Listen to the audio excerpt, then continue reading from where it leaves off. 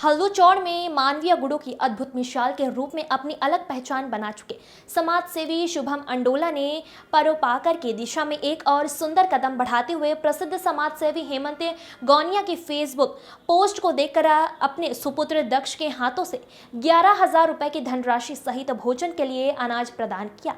अपने माता और पिता के आशीर्वाद को अपने जीवन का सबसे बड़ा वैभव बताते हुए उन्होंने परोपकार से बड़ा कोई धर्म नहीं।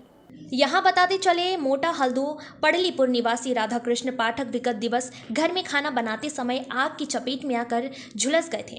उनकी पत्नी गीता पाठक भी विगत कई महीनों से पैरालिसिस बीमारी से जूझ रही है। वह बिस्तर में ही पड़े रहती। उनका एक लड़का है, उसका भी एक हाथ टूट चुका है। राधाकृष्ण पाठक के ऊपर मुसीबत का पहाड़ टूट चुका है। अब उनकी स्थिति बहुत खराब है। राधाकृष्ण के परिवार और संकट में है।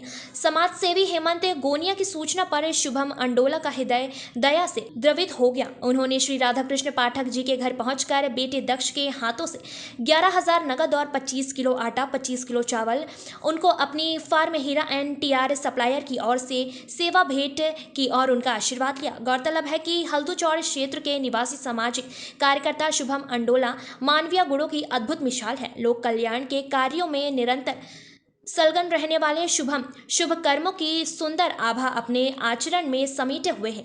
मंगलकारी कार्यों में पूर्ण मनोयोग के साथ निष्काम कर्म भाव से क्रियाशील रहने वाले शुभम अंडोला आज के युवाओं के लिए एक बेहतर आदर्श है।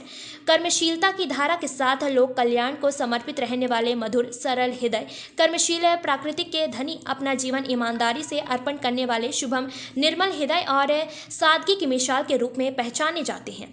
उनका निर्मल कर्तव्यमय सादगी भरा जीवन, क्षमा और दया की प्रतिमूर्ति, मर्यादा के महान रक्षक, निष्काम कर्मयोगी, अध्यात्मक जगत की जितनी भी उपमाएं हैं वो सब उनमें झलकती है। जन सरोकारों से उनका गहरा नाता है। गरीब और दीन दुखियों की मदद में वो सदैव अग्रसर रहते हैं।